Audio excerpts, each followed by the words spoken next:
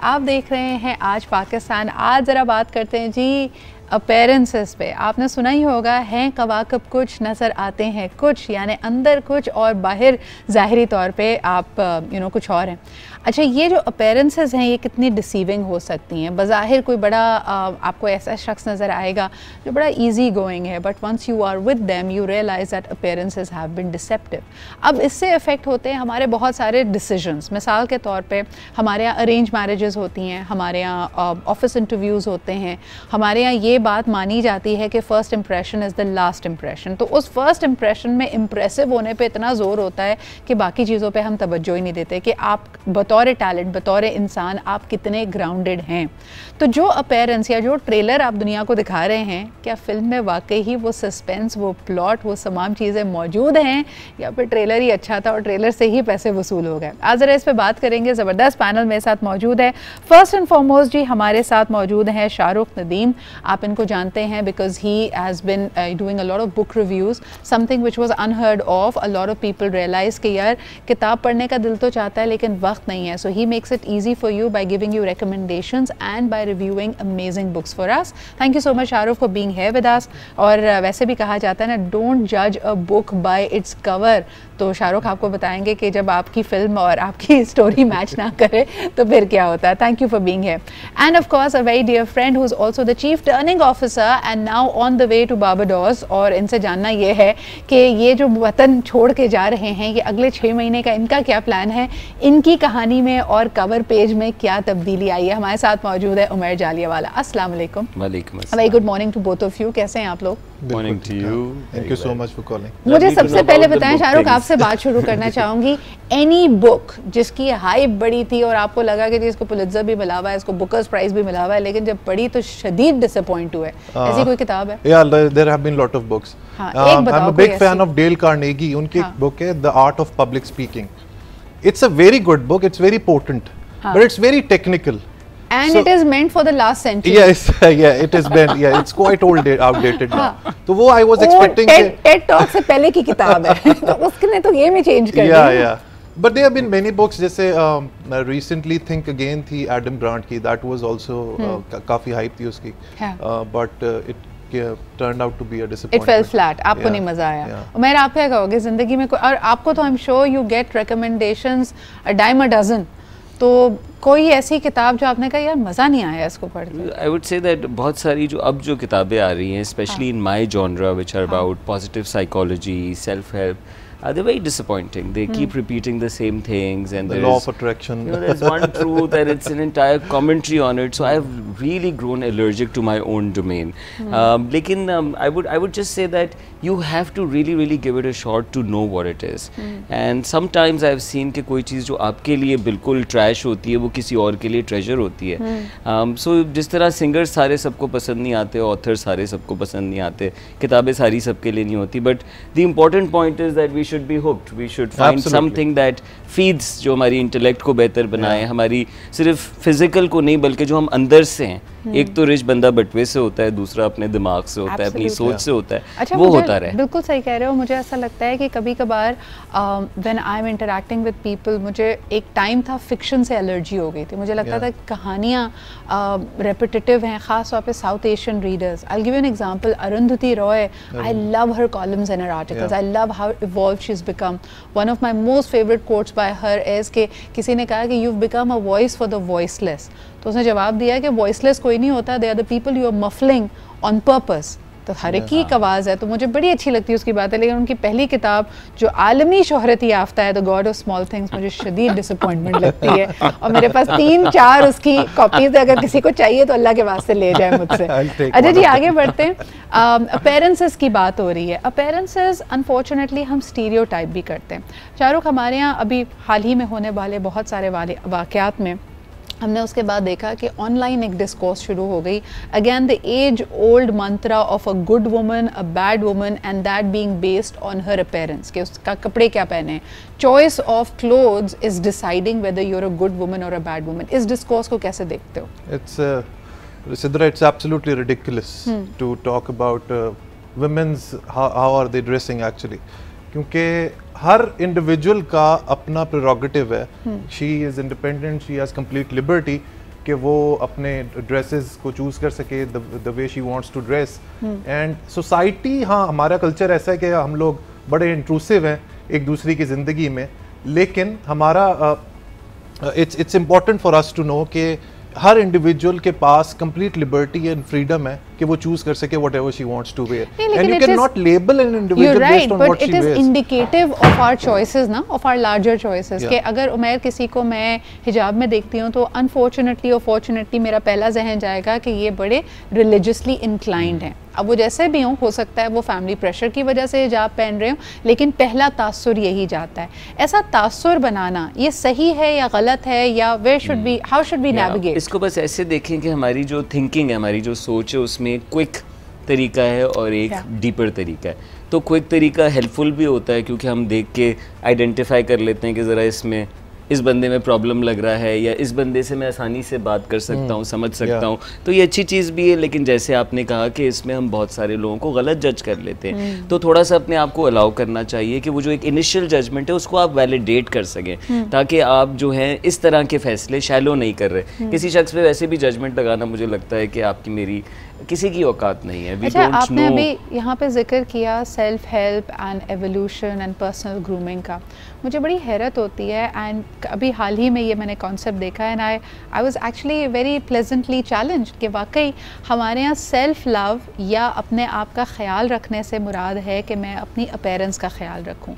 तो एनीबडी जिसने वज़न पुट ऑन कर लिया है, जिसका रंग थोड़ा सा मध्यम पड़ गया है, या जिसके बाल गिर गए हैं, तो हम समझते हैं कि यार ये बड़ा सेल्फ लविंग इंसान नहीं है। ये बड़ी over simplified way of looking at things नहीं है क्या? क्या हो गया?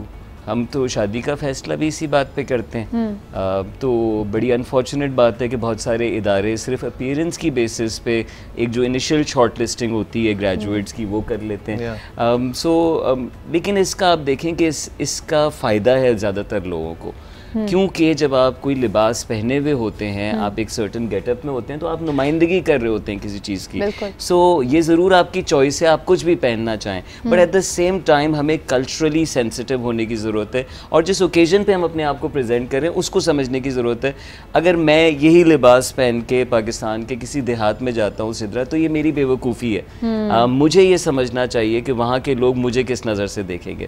हम सब ने कामयाब होना है, वक्त थोड़ा है।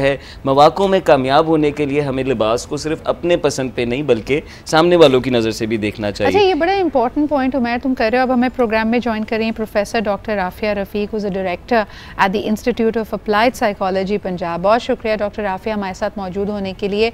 आप कैसे देखती हैं इंटरनेशनली इस पे क़वानीन बने हुए हैं, and you can sue an organization, आप उसको अदालत में ले जा सकते हैं अगर आपको लगे कि आपके साथ भेदभाव किया गया है आपकी अपीयरेंस को लेके, आपके हुलिये को लेके। लेकिन मुझे बहुत तकलीफ़ के साथ ये शेयर करना पड़ा है कि एक बहुत बड़ी इंटरनेशनल कंपनी है, उसने हाल ही में एक क्लास टॉपर को, एक गोल्ड मेडलिस्ट को ये कह के रिफ्यूज़ किया कि आपका वज़न बहुत ज़्यादा है और आपके मोटापे से ये तासुर मिलता है कि आप एक सुस्त इंसान हैं and you don't fit into our culture. ये बात, इस वाक़े को नंबर वन आप कैसे देखती हैं, और क्या वाकई हुलिया अपीयरेंस इतना अहम होता है? Thank you very much. पहली बात ये है कि body shaming, as a psychologist, as a social scientist, हम इस पे आजकल बहुत रिसर्च कर रहे हैं कि why this body shaming is coming up as a big predictor for people to fall into depression, anxiety और negative जितने भी psychological problems हैं उसमें। और body shaming को मेरा ख्याल में ethically, morally जो है इसको कोई भी promote नहीं करता, कोई culture नहीं। अगर किसी organization ने इस तरह किया है तो really I am in doubt कि उन लोगों के क्या अपने professional ethics हैं, क्योंकि आप किसी भी शख्स को, वैसे तो जो research हमें कहती है, Miller was one of the psychologists who studied physical appearance, and he said that physical appearance does matter a lot, and I personally believe कि initially जब आप किसी से interact करते हो तो वो थोड़े अरसे के लिए आपको उसकी physical appearance को attract करती है, लेकिन it is not the only parameter। उसके अलावा personality के बहुत से traits होते हैं जो कि they overpower this physical appearance। Now again talking about physical appearance, अब देखिए physical appearance जो beauty consider होती है, attractiveness consider होती है, it varies across culture। अब आप बहुत साल पहले चाइना में देखें कि जो पाँव का साइज 4 इंचेस से कम होना चाहिए। फिर वेस्ट हिप रेशियो एक बहुत बड़ा पैरामीटर था यूरोपियंस का। फिर आप देखें कि जिन कल्चर्स में औरत को स्ट्रॉन्ग होना था, उन कल्चर्स में थोड़ा सा उसका बॉडी मैस इंडेक्स ज्यादा होना ब्यूटी कंसिडर होता था। So beauty does vary from our understanding of beauty does vary, बिल्कुल सही आप कह रही हैं, लेकिन ख़ास तौर पे कुछ प्रोफेशंस में अगर डिमांड्स रखी जाएं, I have share this time and again कि अगर आप मीडिया की तरफ ही देखें तो there is a lot of pressure to dress a certain way. अगर आप यंग दिखना चाहते हैं तो आपकी ड्रेसिंग ऐसी होनी चाहिए, अगर आप ग्रेसफुल हैं तो आपकी ड्रेसिंग ये होनी चाहिए। आप पब्लिक फिगर्स को देखें जो सियासत में हैं, it is normally considered to be more acceptable अगर आप हेड कवरिंग कोई दुपट्टा या हिजाब या स्कार्फ लेती हैं। अगर आप अपनी अपीयरेंस को, अपने हुलिये को निगलेक्ट करते हैं, you pack on a little weight, तो समझा ये जाता है कि आप अपना ख्याल नहीं रख रहे या आप ज़िंदगी में नाखुश हैं। और ये प्रेशर ख़ास तौर पे घरेलू ख़वातीन, ख़ातून खाना बहुत फेस कर रही हैं। एक ज़माना था, अगर हमारी मदर्स की जनरेशन को देखें, इट वाज़ अ गिवन कि जी 2-3 बच्चे हो गए हैं, बच्चे अभी स्कूल गोइंग एज के हैं, इट्स ऑल राइट, मदर लगनी चाहिए, थोड़ा सा वेट पुट ऑन कर, प्रायोरिटी बच्चों की तरफ है, तो अपना इतना ख्याल नहीं है। बल्कि हम अपने बचपन में हैरान हुआ करते थे कि जब कोई तकरीब आए, किसी पार्टी में जाना और अम्मी तैयार हुई हैं, because it was not a regular everyday thing. Mothers at home used to be very relaxed, घर के हुलिये में जैसे आप होते हैं। लेकिन आजकल ख़वातीन पे एक एडेड प्रेशर है, बच्चे हों, टाइम पर हों, लेकिन ऐसा लगे नहीं कि आपके 2-3 बच्चे हैं। ये क्या एडेड प्रेशर है शाहरुख, इस पे क्या कहेंगे? जो हुलिये पे, अपीयरेंस पे, कि देखने में तो लगता है कि अभी शादी ही नहीं हुई, ये ख़वातीन से एक्सपेक्टेशन क्यों है? देखें, सोसाइटल प्रेशर तो है, लेकिन इसमें मैं एक चीज़ कहना चाहूँगा Sidra, while we talk about appearances, हम लोग अभी डेल कार्नेगी की भी बात कर रहे थे। उन्होंने अपनी मशहूर ज़माना जो किताब है how to win friends and influence people, उसमें उन्होंने मेंशन किया कि किसी भी शख्स की, इंडिविजुअल की, वेदर इट्स मैन और वुमेन, उसकी कामयाबी में 85% जो किरदार है वो ह्यूमन इंजीनियरिंग का, जो 15% है दैट्स द टेक्निकल कॉम्पिटेंस।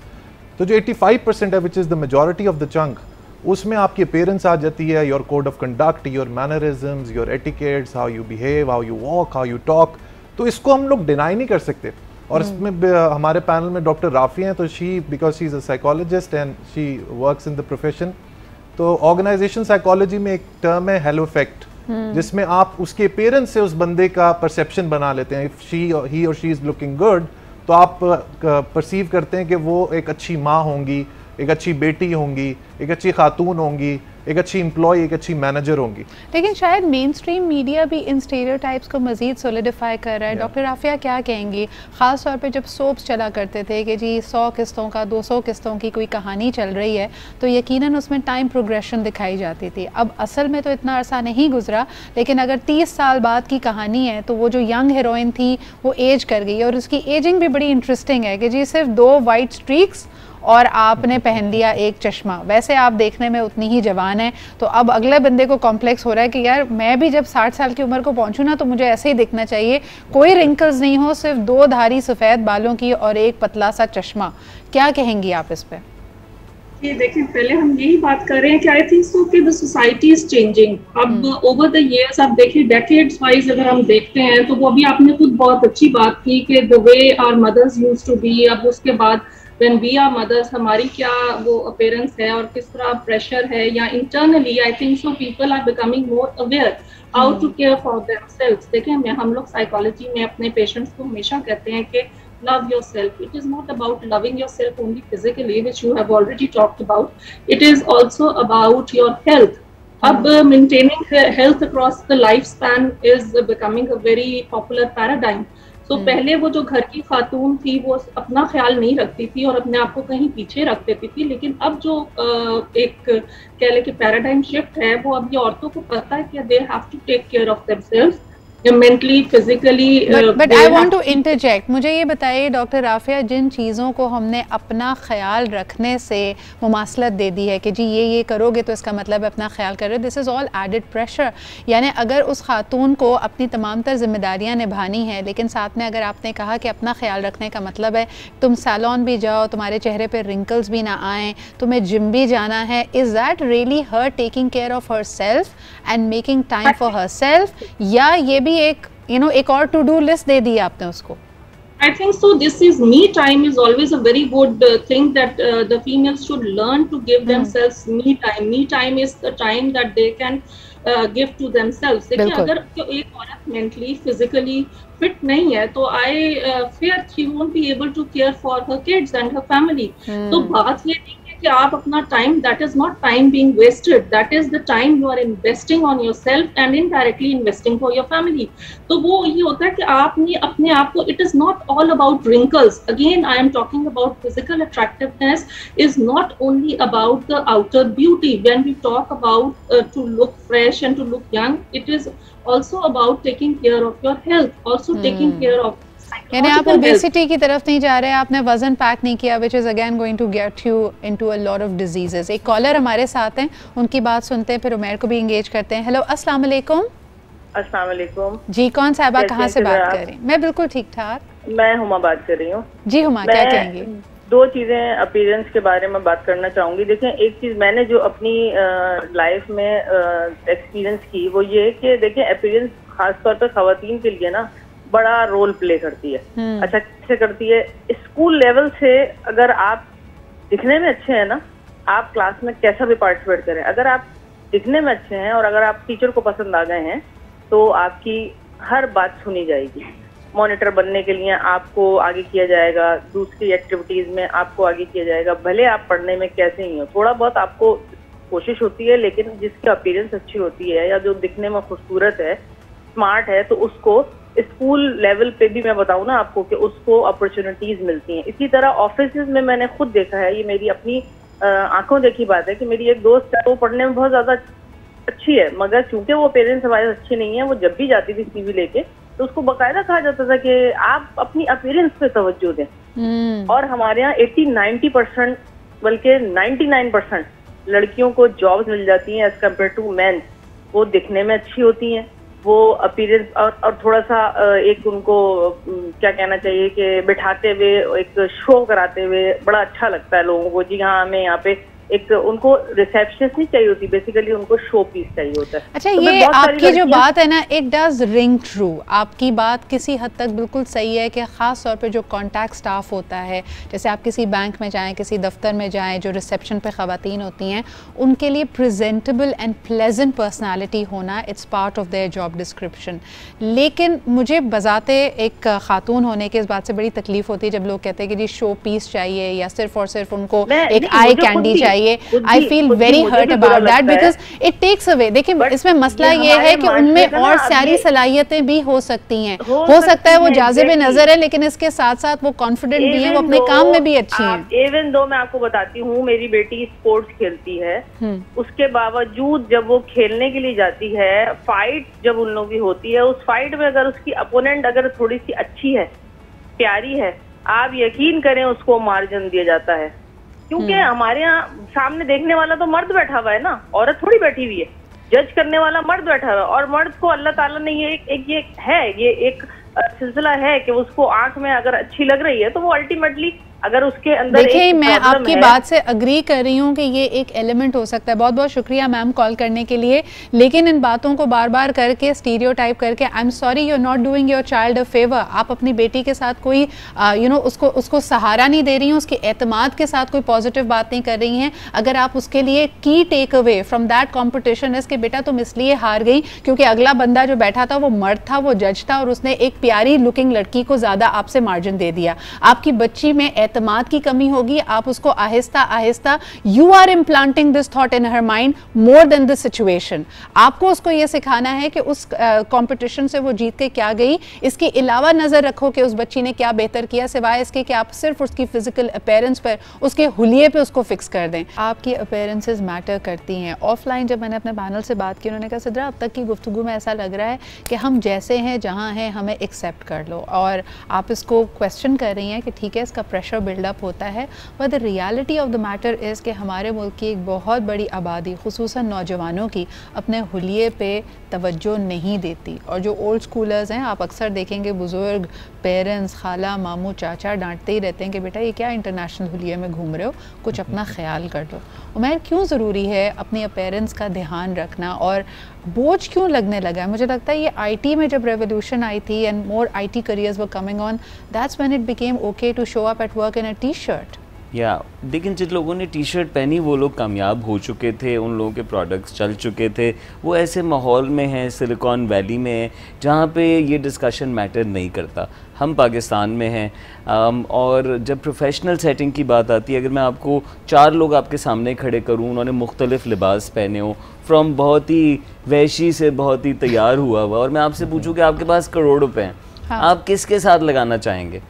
यही सवाल आप डॉक्टर्स को सोच के रख लें कि डॉक्टर्स 4 खड़े में, एक गंदा सड़ा हुआ बल्कि खून भी लगा हुआ है हाँ। और आपके सामने। ये आपने फैसला करना है कि आप अंदर से बहुत शानदार प्रोडक्ट हैं लेकिन आपकी पैकेजिंग अच्छी नहीं है। Yes. लोग आपकी बात सुनने से पहले हाँ। आपको डिसमिस कर रहे हैं। और ये अच्छी बात भी है कि आपको अपने रोल की कॉग्निजेंस भी हो, लेकिन Shahrukh, when does it become problematic? तो वो जो आप बात कर रहे थे कि बड़ी फाइन लाइन है कि इसका ध्यान भी रखना है और इसको अपने ऊपर हावी भी नहीं होने देना, तो वो लाइन क्या है? या द फाइन लाइन इज कि जब आपको सोसाइटी डिक्टेट करती है, specially in our part of the world, in our culture, ख़वातीन के ऊपर जब प्रेशर बनता है कि you have to dress in a particular way, I think personally that's not acceptable at all. लेकिन अगर कोई खातून है, वो ड्रेसअप होना चाहती है, वो तैयार होना चाहती है, वो अच्छे बाल रखना चाहती है, अच्छा मेकअप करना चाहती है, there is absolutely no harm in that. हमारी सोसाइटी उसको थोड़ा गिल्टी फील करवाती है, even parents for that matter, लेकिन उसको कंप्लीट इंडिपेंडेंस होनी चाहिए to dress the way she wants. इसमें वन वे स्ट्रीट है। मैं आप तमाम लोगों से सवाल करना चाहूँगी, और वन वे स्ट्रीट ये है कि अगर एक खातून बहुत मॉडर्न थी, बहुत ज़्यादा फैशनेबल थी, and suddenly there has been a change of hearts and she decides to take a head scarf, तो इसको बड़ा अप्रिशिएट किया जाता है। But on the other hand, अगर कोई हेड स्कार्फ लेने वाली खातून यकायक ये डिसाइड करे कि यू नो शी फील्स के she does not want to take the head scarf very regularly, तो उसको इतना अप्रिशिएट नहीं किया जाता, बल्कि कहा जाता है कि वो बिगड़ रही है, उसका कैरेक्टर करप्ट हो गया है। उमैर, कैसे देखते हो इस चीज़ को?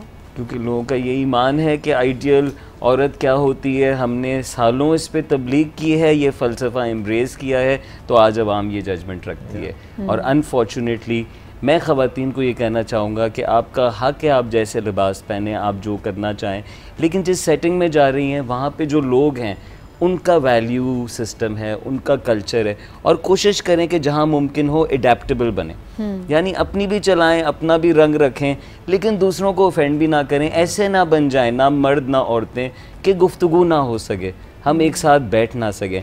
सो ये बहुत सैड बात है कि हम लिबास पे ही सारे ईमान की जजमेंट कर देते हैं, अंदर से कुछ भी हो कोई हम जानते भी नहीं है और ना उस पर कभी डिस्कशन पे आते हैं। अच्छा, अगर कहाँ आपको कॉम्प्रोमाइज़ करना पड़े, एक कॉलर हमारे साथ है, पहले उनकी बात सुनते फिर राफिया से ये सवाल करूँगी। हेलो, अस्सलाम वालेकुम। हेलो, अस्सलाम वालेकुम जी, कौन सा आप कहाँ से बात कर रहे हैं और क्या कहेंगे? जी फिजा जी, उमर बात कर रहा हूँ सियालकोट। जी उमर। जी फिजा जी, मैं उमैर साहब की बात पे लेके आगे चलूंगा। हम लोग ना जजमेंटल बड़े हो गए, जैसे इन्होंने कहा कि जी औरत को बिल्कुल हक है जो मर्जी पहने। दुनिया कहाँ से कहाँ पहुंच गई है और हम सिर्फ इधर बैठे हुए हैं इसलिए कि जी औरत पहन क्या रही। उमर, मुझे बताओ कि इसी चीज़ को अगर मैं टर्न अराउंड करूं, क्या तुम्हें लगता है कि मर्दों को भी उनके हुलिये पे, लड़कों को भी उनके हुलिये पे जज किया जाता है? बिल्कुल किया जाता है, इवन लड़कियां करती हैं, बिल्कुल करती हैं, जज करती हैं, और हर सेक्टर में किया जाता है। सही, और ये सही है, और इससे मर्दों को कुछ फर्क पड़ रहा है? वरना वो कहते हैं ना, मेरा शहजादा बेटा तो कुछ भी पहन के निकले उस पर अच्छा लगता है। पहले तो ये फीडबैक अगले पिछले 18 साल से दी गई है, यकायक आपको पता चले कि शहजादा बेटा काफी अजीब सा लग रहा है, तो फिर क्या करें? शहजादे को चाहिए ना, शहजादे को चाहिए कि ड्रेसिंग शहजादों वाली करे, उल्टी सीधी ना करे, ठीक है, उसमें काम खराब हो जाता था। और एक बात मैं और करूंगा, आपने बात की ना कि औरत को जज किया जाता है उसके कपड़ों से, मतलब कि जब आपने बात की कि अरेंज मैरिज के लिए, मैं मतलब कि मेरा मानना है कि औरत को जज करना उसकी वालदा से, अगर उसकी वालदा अच्छी है ना, तो वो औरत बहुत अच्छी है। ये मतलब मैंने तो अच्छा ये ना मेरे जहन में एक बड़ी इंपॉर्टेंट सवाल लेके आ रहा है। Thank you so much Umar for being here with us. Rafia ji मुझे ये बताएं कि जो हम कहते हैं ना कि एक तो पेरेंट्स का फ़र्क है जिस पे हम जज करते हैं, लोगों की पसंद नापसंद जानना भी बड़ा मुश्किल है। इसमें एक सवाल करूँगी कि अगर हम सब ऐसे लोगों को जानते हैं, खुसूसन मर्दों को जानते हैं जिनकी अगर बाहर दोस्ती होती है किसी खातून से या कोई रोमांटिक अंडरस्टैंडिंग है, तो गर्ल इज़ वेरी मॉडर्न, यानी उसको जैसे हमारे यहाँ होता है कि कंटेम्प्रेरी ड्रेसिंग भी है, अपना ख्याल रखना, लेकिन इवेंचुअली जब बात नहीं बन पाती और आप देखते हैं कि उससे किसी वजह से वो रिश्ता ख़त्म हो गया है और जब शादी करता है ऐसा कोई शख्स, तो वो बिल्कुल ही एक उनका वैल्यू सिस्टम अलग कि किसी ऐसी लड़की से शादी की जो बहुत सिंपल है, जो मेकअप नहीं करती। तो पसंद क्या था? दोस्ती के लिए कोई और स्टैंडर्ड्स थे और शादी करने के लिए कोई और स्टैंडर्ड्स हैं, ये क्या बात हुई? ये वैसे एक डायलेमा है जो हमारी सोसाइटी में बल्कि बाहर भी प्रेवलेंट है, क्योंकि हमारा जो साइकोलॉजिकल फैब्रिक बिल्ड होता है ना वो बहुत ज़्यादा सोशियो कल्चरली इनग्रेन्ड है, उसमें रिलीजियोसिटी का बहुत रोल है। तो मेरा ख्याल में जो बच्चे जब उनकी अपब्रिंगिंग हो रही होती है तो वो ज़्यादातर जो सोशल मीडिया है उससे बहुत कुछ जो है वो सीख रहे होते हैं और that is very attractive because it is something that attracts everybody. और वो जो उनकी एक माइंड में होता है कि दोस्ती, और वो पहले से ही बिल्ट अप स्कीमास होते हैं, तो वो स्कीमा उनके माइंड में, क्योंकि वो उस टाइम सिर्फ फिजिकल अपीयरेंस देख रहे होते हैं। अच्छा राफिया जी यही सवाल मैं शाहरुख की तरफ लेके जाती हूँ। शाहरुख, ये हर शादीशुदा जोड़े में भी इस बात के ऊपर थोड़े से इख्तलाफात होते हैं कि जी मुझे तो तुम कह देते हो, हर बीवी कहती है कि मुझे तुम सादी ही पसंद हो, तुम पार्लर ना जाया करो, कोई ज़रूरत नहीं है इतने पैसे खर्च करने की और इतना अपने ऊपर ध्यान देने की, लेकिन जिनकी तुम तारीफ़ें करते हो या जो तुम्हें टेलीविज़न पे एक्टर्स पसंद आते हैं वो तो बड़े वेल केप्ट और वेल ग्रूम्ड हैं। अब इस खातून को आप क्या मशवरा देंगे? देखें सिद्रा, पहले तो ये साइकोलॉजिकल हिपोक्रेसी है कि आप घर में आपका एक स्टैंडर्ड है और बाहर एक स्टैंडर्ड है। तो मैं तो इन तरह की खवातीन को यही कहूँगा कि be adamant and be as steadfast as possible, और जो आपका दिल करता है वो आप अपने हिसाब से करें। देखिए आपको कोई प्रेशराइज नहीं कर सकता। Again I want to reiterate this fact specially for women in our part of the world, in our country, कि आप अपनी आइडेंटिटी को खुद तलाश करें, अपने पर्पस ऑफ लाइफ को खुद तलाश करें और उसके ऊपर जो है बिल्कुल स्टेडफास्ट चलना शुरू कर दें। अच्छा स्टेडफास्ट होने नहीं देते ना जब पैसे उसके लगे हुए हों। उमर, ये कितनी सैलून्स में होता है कि अपनी मर्जी के बाल रंगवा के कटवा के जाओ, स्ट्रीकिंग करा के जाओ, फिर दूसरे दिन ही आओ, नहीं उनको पसंद नहीं आई, जरा दोबारा इसका वही कर दें जो पहले थे। तब क्या करें, क्योंकि पैसे उसने दिए थे ना। ट्रू, काफ़ी ज़्यादा होता है। स्पेशली एक बड़ा सेगमेंट है जो कि हमारी माशरे का शायद मेजॉरिटी सेगमेंट है जो कि यही करता है, मियाँओं को खुश करता है। और जो बात आप कह रहे हैं वो बहुत ही मुश्किल है कि आप स्टेडफास्ट कैसे हो जाए।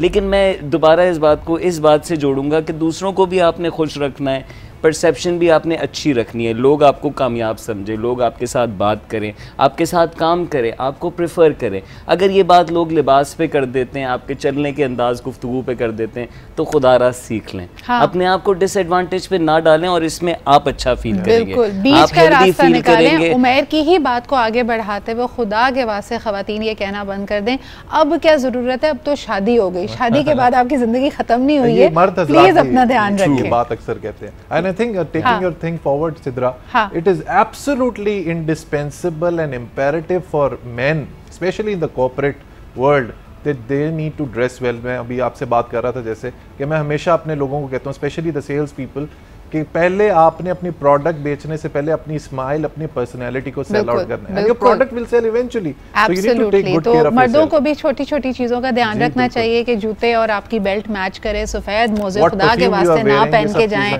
ऑफिशियल मीटिंग्स में, और स्ट्राइप्स और बाकी सॉलिड कलर्स, इनका थोड़ा कॉम्बिनेशन पता होना चाहिए। बहुत बहुत शुक्रिया डॉक्टर राफिया, इसके अलावा शाहरुख और उमैर हमारे साथ थे। This is it for today. कल आपसे फिर मुलाकात होगी। Appearances do matter, they are not everything but they are still important. अपना ख्याल रखें, कल मुलाकात होती है। खुदा हाफिज।